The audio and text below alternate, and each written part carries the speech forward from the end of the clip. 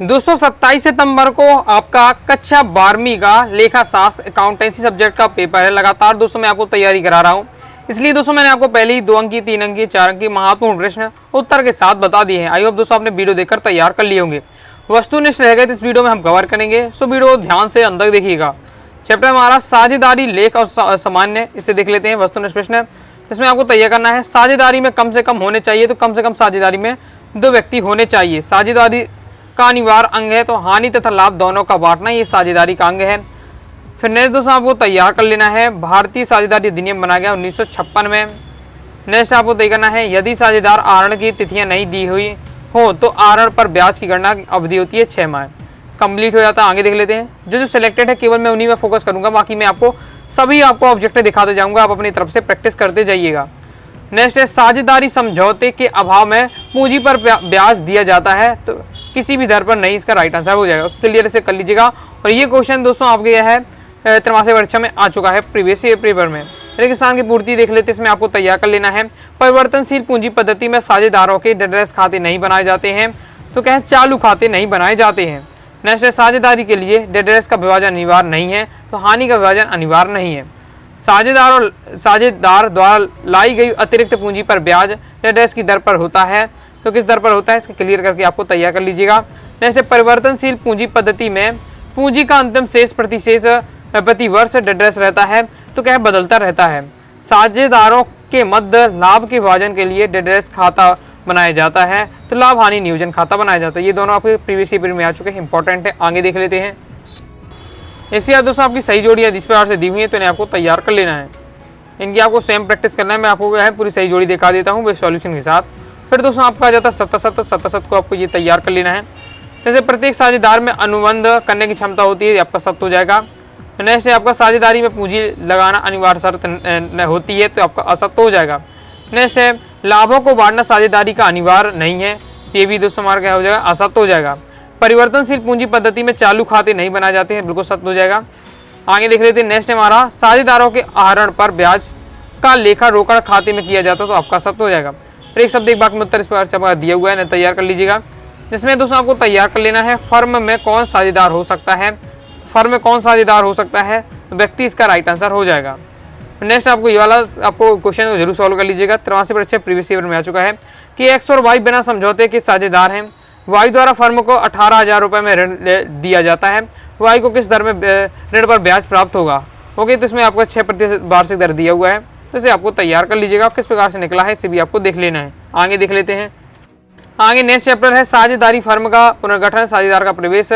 ख्याति है, तो ख्याति एक आपकी स्थायी संपत्ति है। नेक्स्ट दोस्तों आपको तैयार कर लेना है, पुनर्मूल्यांकन खाते की हानि लिखी जाती है, तो पूंजी खाते के डेबिट पक्ष में। नेक्स्ट है, नए साझेदारों द्वारा खाते का भुगतान किया जाता है, तो भावी लाभ में हिस्सा पाने के लिए। ये भी आपका प्रीवियस ईयर में आ चुका है 83 परीक्षा में। नेक्स्ट है, वास्तविक औसत लाभ का समान लाभ पर अधिक आपका क्या है, अधिलाभ कहलाता है। आगे देख लेते हैं। नेक्स्ट क्वेश्चन है, साझेदारों के लाभानुपात में परिवर्तन पर संचितियों का विभाजन होता है, तो पूर्व अनुमान आपका हो जाएगा पूर्व अनुपात में। ओके, आगे नेक्स्ट आपको दोस्तों ये करना है, पुनर्मूल्यांकन खाता बनाया जाता है नए साझेदार के प्रवेश पर, बाकी इस बार से दिए हुए सभी आपको तैयार कर लेना है। रेगिस्तान की पूर्ति में आपको तैयार करना है, ख्याति का वास्तविक मूल्य व्यवसाय के डेडरेस के समय ही ज्ञात किया जाता है, तो हो जाएगा दोस्तों आपका विक्रय के समय ही ज्ञात किया जाता है।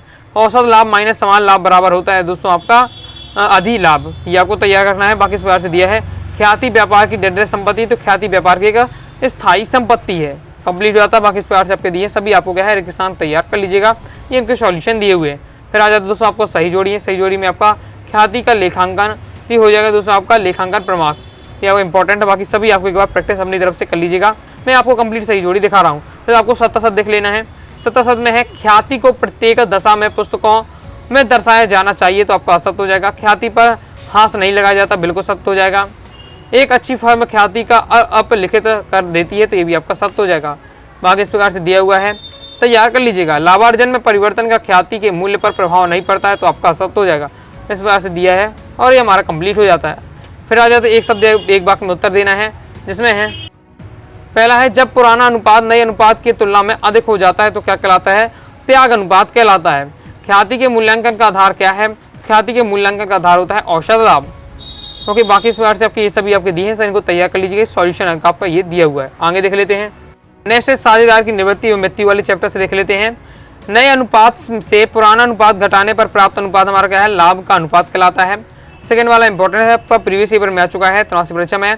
मृत साझेदार के उत्तराधिकारी को देय राशि का भुगतान न करने पर कितनी वार्षिक दर से ब्याज देना पड़ता है, तो 6% राइट आंसर हो जाएगा। साझेदार की निवृत्ति के कारण हो सकते हैं आपके, तो आपके सभी आपके कारण हो सकते हैं कि साझेदार का वृद्धावस्था हो जाए, साझेदार दिवालिया हो जाना, परस्पर मतभेद हो जाना, सभी मैं आपको कारण बता चुका हूँ। क्वेश्चन आंसर में मैंने आपको समझाया था, बताया था। नेक्स्ट है आपका अवकाश ग्रहण करने वाले साझेदार को पाने का अधिकार होता है ख्याति के भाग का। नेक्स्ट है अवकाश ग्रहण करने वाले साझेदार को उसकी देय राशि का भुगतान की एक विधि है, तो आपकी सी 4 विधि है। ओके, आगे नेक्स्ट देख लेते हैं। नेक्स्ट आपको इस प्रकार से दिया है, उनको आपको सभी को प्रैक्टिस कर लीजिएगा। बाहरी दायित्व कोष नहीं है तो आकस्मिक कोष आपका राइट आंसर हो जाएगा। विद्यमान ख्याति को अपलिखित करता है तो हो जाएगा समस्त साझेदारों में पूंजी नामे में। बाकी इस प्रकार से दी है, सभी आपको प्रैक्टिस कर लीजिएगा। इसके आगे दोस्तों आपको इस प्रकार से दिए हुए तैयार कर लीजिएगा। विभाजनीय कोष कौन सा है होता है, तो पूंजी संचय कोष आपका आप विभाजीय कोष होता है। ओके, इसके आगे आपको ये दिए हुए तैयार कर लीजिएगा। संपूर्ण मूल्य किसका हिस्सा होता है, तो बीमे मूल्य का हिस्सा होता है, बीमित मूल्य का हिस्सा। आगे देख लेते हैं। आगे ये आप इस प्रकार के सवाल जरूर सॉल्व कर लीजिएगा, ये आपके दिए हुए हैं और इनका सॉल्यूशन आप देख लीजिए, सभी का ये है। रिक्त स्थानों की पूर्ति देख लेते हैं। तो जीवन बीमा संचय कोष को डेडरेस के पूंजी खाते में हस्तांतरण करेंगे तो साझेदार इसका राइट आंसर हो जाएगा। साझेदार के पूंजी खाते में हस्तांतरित करेंगे। नेक्स्ट आपको तय करना, नफे के अनुपात में शेष साझेदारों के अनुपात में होती है तो क्या होती है, कमी होती है। फिर आ जाता है सही जोड़ी, इनको तैयार कर लीजिएगा। अवकाश फर्म से अवकाश लेना तो आपका हो जाएगा दोस्तों आपका निर्वर्तन। आगे इस प्रकार से दी है, तैयार कर लीजिएगा, सभी सही जोड़ियाँ। फिर आ जाता 77, इसमें आपको तय करना है ऐच्छिक साझेदारी के अनुसार एक साझेदार से सभी साझेदारों की इच्छा से निवृत्त हो सकता है तो आपका असत्य हो जाएगा। नेक्स्ट देख लेते हैं। नेक्स्ट आपका तैयार कर लेना है, लाभ प्राप्ति अनुपात बराबर नया अनुपात माइनस आपका पुराना अनुपात होता है, तो ये भी आपका असत्य हो जाएगा। बाकी आपको सभी इसके तैयार कर लीजिएगा। फॉर्मूला भी जरूर आते हैं इस प्रकार वाले, तो इन्हें भी आपको जरूर प्रैक्टिस कर लेनी है। और एक शब्द एक वाक्य में उत्तर, साझेदार के निवृत्त के किसी एक कारण को आपको लिखना है, तो क्या कारण हो सकती है, पारस्परिक मतभेद हो जाए या फिर हो जाएगा कि जो साझेदार है वो दिवालिया हो जाए, कोई भी आप लिख सकते हैं, मैं आपको पहले बता चुका हूँ। आगे देख लेते हैं। बाकी आपके इस प्रकार से क्वेश्चन सभी दिए हुए हैं, सभी इन्हें आपको तैयार कर लेना है, इनके आपके सॉल्यूशन हो जाते हैं और इनके सॉल्यूशन आपके कंप्लीट दिए हुए हैं। आगे देख लेते हैं। आगे बढ़ने से पहले दोस्तों बताना चाहूँगा, अगर दोस्तों आप क्लास 12 अकाउंटेंसी सब्जेक्ट की प्रॉपर रूप से तैयारी करना चाहते हैं, फाइनल एग्जाम में अच्छा स्कोर करना चाहते हैं, अनुराग स्टडी क्लासेस के क्लास 12 अकाउंटेंसी सब्जेक्ट के कोर्स को ज्वाइन कर सकते हैं। कोर्स में दोस्तों आपको all chapter PDF notes, all chapter important question answer रहेगा, प्रीवियस ईयर पेपर रहेगा, जिससे आप प्रॉपर रूप से तैयारी कर पाएंगे। कोर्स को दोस्तों ज्वाइन करने के लिए 90 39 53 44 79 इस दिए व्हाट्सएप मैसेज करके आप क्या है कोर्स के बारे में जानकारी ले सकते हैं और कोर्स को ज्वाइन कर सकते हैं। नेक्स्ट हमारा लास्ट चैप्टर है अभी साझेदारी फर्म का विघटन, इसे देख लेते हैं। तो वसूली खाता है आपका एक नाम मात्र का खाता होता है। वसूली खाता बनाया जाता है फर्म के विघटन पर बनाया जाता है। फिर कौन सा खाता फर्म के जीवन में केवल एक बार बनाया जाता है, तो वसूली खाता क्या है, फर्म के जीवन में केवल एक बार बनाया जाता है। नेक्स्ट है वसूली खाते की संपत्तियां अंतरित की जाती है तो पुस्तकीय मूल्य पर। नेक्स्ट इसमें आपको इस प्रकार से दिए हुए सभी को आपको तैयार कर लीजिएगा। नेक्स्ट आपको देखना निम्नलिखित में से किसे वसूली खाते में अंतरित नहीं किया जाता है, रोकड़ व बैंक से इसको नहीं किया जाता। ओके, इसके बाद आके ये दिया हुआ सॉल्यूशन ये है। फिर किसान की पूर्ति इस प्रकार से आपकी दी हुई है, इन्हें देख लेते हैं। ये आपकी रेगिस्तान की पूर्ति दी है, इसमें आपको तय करना है फर्म के विघटन पर सर्वप्रथम डेडरेस दायित्वों का भुगतान किया जाता है, तो राइट आंसर हो जाए दोस्तों आपका बाह्य दायित्वों का भुगतान किया जाता है। आगे नेक्स्ट आपको तय करना है सभी साझेदारों के दिवालिया होने पर फर्म का विघटन हो जाता है, तो फर्म का क्या है अनिवार्य विघटन हो जाता है, मतलब करना ही पड़ता है। जब सभी साझेदार दिवालिया हो जाए तो क्या है फर्म का विघटन हो ही जाएगा। ओके, नेक्स्ट दोस्तों आपको तय करना है फर्म के विघटन पर हिसाब की पुस्तकों को डेडरेस कर दिया जाता है, तो बंद कर दिया जाता है।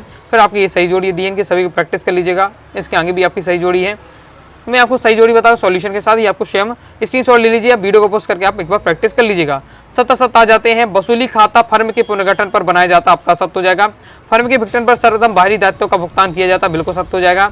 नेक्स्ट है फर्म के समापन पर संचय व कोषों का शेष साझेदारों के पूंजी खाते में अंतरित किया जाता, तो ये भी आपका दोस्तों क्या हो जाएगा सत्य हो जाएगा।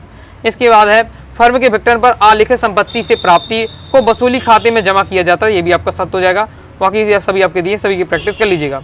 नेक्स्ट आपको देखना है वसूली खाता कब बनाया जाता है, तो राइट आंसर हो जाएगा दोस्तों आपका फर्म के समापन पर। फर्म के समापन पर वसूली खाता बनाया जाता है। बाकी इस प्रकार से सभी क्वेश्चन दिए हुए हैं, तो आप देख लीजिए, मैं आपको सॉल्यूशन बता देता हूँ। इसके आगे दोस्तों आपको ये दिया हुआ है, इसमें आपको देखा कौन सा खाता केवल फर्म के विघटन पर ही बनाया जा सकता है, तो आपका होता है वसूली खाता। क्योंकि वसूली खाता किस प्रवृत्ति का होता है, नाम मात्र की वृत्ति का होता है। तो सभी के आपको सॉल्यूशन ये दिए हुए हैं। तो इस प्रकार से दोस्तों मैंने आपको जो भी चैप्टर भी आपकी तिमाही परीक्षा में आने सभी चैप्टर के इंपॉर्टेंट ऑब्जेक्टिव क्वेश्चन आपको बता दिए हैं। दोस्तों आपको वीडियो पसंद आएगी, वीडियो लाइक करके सब्सक्राइब जरूर कर दीजिएगा। साथ ही दोस्तों टेलीग्राम चैनल व्हाट्सएप चैनल को ज्वाइन कर लीजिएगा। मिलते हैं नेक्स्ट वीडियो में, तब तक के लिए बाय बाय।